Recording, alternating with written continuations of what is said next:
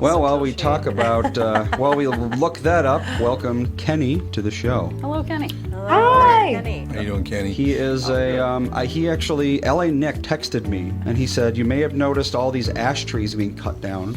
And actually, we were just talking about that the day before, Melissa and I. We have a bunch of ash trees in our neighborhood, and they're cutting all of them down. And Nick is like, yeah, Kenny is, he's on a mission to save the ash trees, because they're all being cut down. Right. And we're like, sure, I mean, we were just talking about that, why not? It is amazing. And it's the ash borer, right? Emerald ash Yep, borer. emerald ash borer. We were Yep. treating our trees like crazy when we had 4 gigantic ones in Edina. Yeah, and the treatment About is 800 basically bucks just kill every them. other- Now, Kenny Anderson, I have to ask you. Well, first of all, thank you for doing what you're doing, because do people understand we need like trees and stuff to get air to breathe? So, yeah, I hope so.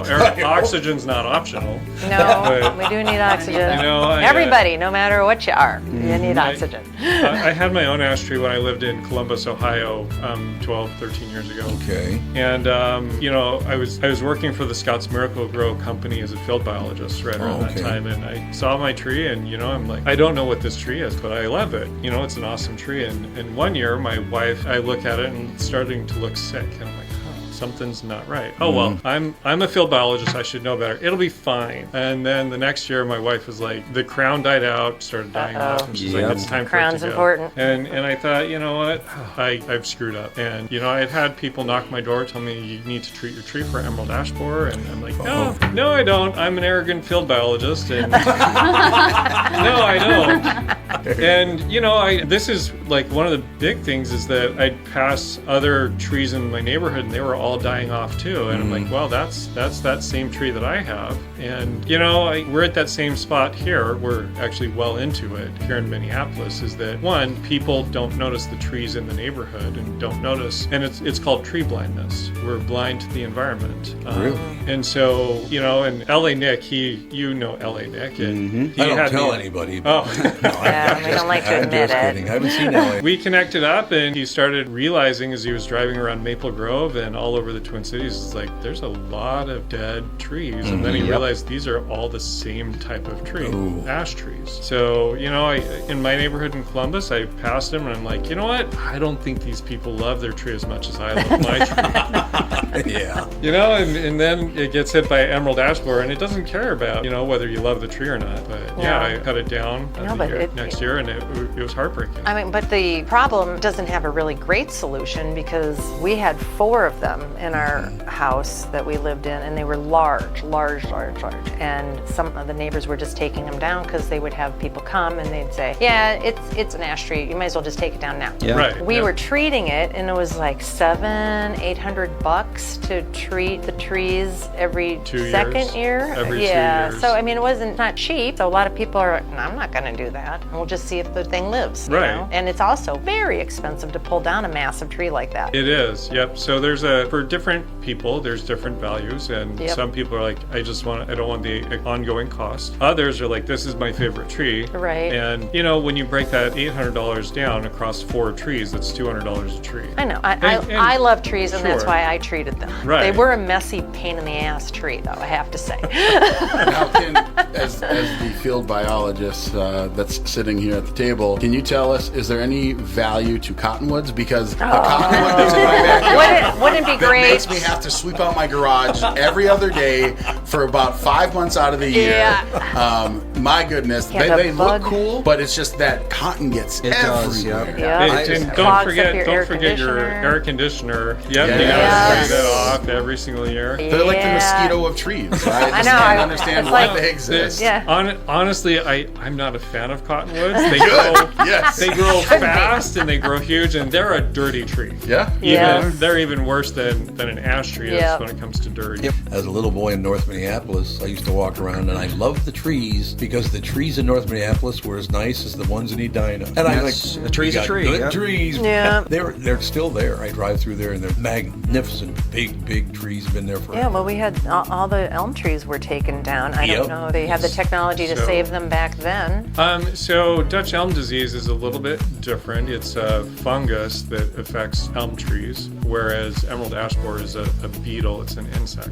They did develop technology to save them, and I do elm tree treatments. trees for Dutch elm disease. The problem, it's like 3 to 4 times as expensive than even an ash tree treatment. It's a lot more complicated. Does anything ever just have a little, insert some vinegar into the tree and it kills the baking fungus? soda on it.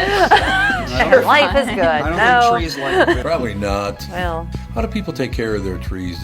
Are they pretty much not really understanding what that tree in the yard means? Well, I think that first and foremost, people aren't able to identify trees as well as they used to. Yeah.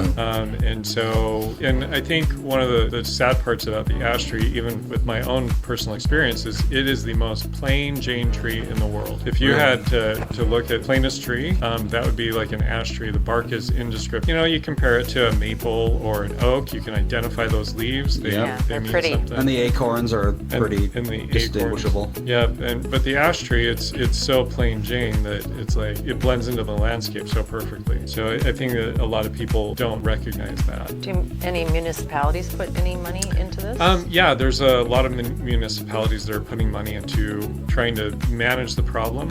Some of it does come down to treating the tree, but there's a cost benefit that they all take a hard look at of how do we want to maintain these ash trees. If it's a large tree outside a municipal building, then they'll put money into it. Oh, But they will, if it's okay. in a wooded or forested area, when it dies off, nobody's going to notice it. They don't put the money into that, and they shouldn't. I don't want my tax dollars going for something like that. No. We have non-native pines in our backyard, and they're all just diseased and terrible, and we've had to keep cutting them down year by year. Oh. I'm a fan of natives, but it's a good chance that those are probably blue spruce. Yeah. And most often those have been getting diseased for needle cast. Something that I'd go and visit clients and they'd be like, hey, do you know what's going on with this tree? Yeah, it's needle cast, and we double check it and like, yeah, that's what's going on. Why does every tree disease sound like something from Lord of the Rings? Emerald ash borer. Needle cast. Now, if you had to kind of point to a handful of like the specific causes, is it just neglect is why these things are becoming as widespread as these diseases, that people just don't care about it as much? Is there some other type of environmental thing that's occurring? Change, like that global we're- warming, is that impacting? Honestly, I think we live in a global society now. Much more, the Colorado blue spruce is not native to Minnesota, and neither is emerald ash borer. Emerald ash borer came out of China, and so I think that there's China. and Dutch elm disease, it came over from Europe. So I think that there's us operating with a global environment now is introducing new diseases, insects, things that are invasive and non-native. So is it more or less that, there was some guys like, I was traveling over in China and saw this beautiful tree, I'm going to get me one of those. Is that kind of how these things occur, that someone brings them here and then they just kind of start to Take go off? wild? Yeah. So I'd say more often than not, what they suspect with emerald ash borer is ash wood is used in baseball bats. It's also a very strong wood, and so they think that it came over in a pallet through shipping, and then this was back in 2002, and then it escaped and got out and started, and then a few years later, they're seeing these trees die out. Yeah, that and they're makes like, me mad what's because it's going on? 2002. wild. It wasn't 300 years ago. Yeah, It's like it you should have wasn't. known better, Yeah. Yeah. right? Well, what I'm curious about is, AI, you can say what you want to say about it, but the thing that's really good is helping model using data. And I'm, kind of interested to see how that can help, where they can actually create an algorithm and say, based off of this pattern of these diseases, and you put all the data in, can it help kind of determine how is this going to actually affect, this, so you can be more proactive with it, right? Like Right. if you know that this is going to happen, then maybe you can do some preventative type of stuff. Kind of curious how that would work out. It's hard to predict. I mean, so emerald ash borer, yes, it came from China, but their ash trees in China had some resistance to it. They had defense mechanisms, and so when it was introduced here, our ash trees don't have those same defense mechanisms. Right, because So it evolves it- over time, right? Yeah. What's the name of your company? Save the Ash Tree Company. Easy to remember. Very nice. Pretty straightforward. That's what I do. Save ash trees. Well, so Kenny, you met Nick because you treated his trees, right? Yeah, that's right. Which trees? I planted so- most of those. Yeah. Yeah, so for the listeners, I don't know, but Tom, you guys sold your house to Nick. Yes, Yeah. well, I grew up in that house, so Yeah. I was there for 16 years. So yeah, the trees that line the driveway Yeah. to the barn and the entryway, those are all ash trees. And I So- noticed last time I was there last year, I think maybe 2 years ago, and a lot of them are gone. So we treated a total of 21 trees on this property. There were a couple by the house, but there were 18 that lined the drive, 17 that lined the drive, one by the horse barn. He reached out to us, and normally when it's 1 or 2 trees, I just have people text me a picture of their tree, and I do diagnostic for free, pretty quick and easy. But when it's a larger job like that, I'll go out and visit and meet the homeowner directly and work with them on getting a quote. I wonder why I planted those. Fast growing, I think. Planted something fast growing. Ash trees can be fast growing. They're not slow. They're not as fast as cottonwoods, but Or I was talked Can you to imagine by 20 some cottonwood trees on your driveway? Oh, that would ruin your driveway. I That think would there's a tear it reason up. you didn't plant those. Well, thank you very much. I appreciate coming on. Please It was a come back. pleasure to meet you and be on your show. Thank you.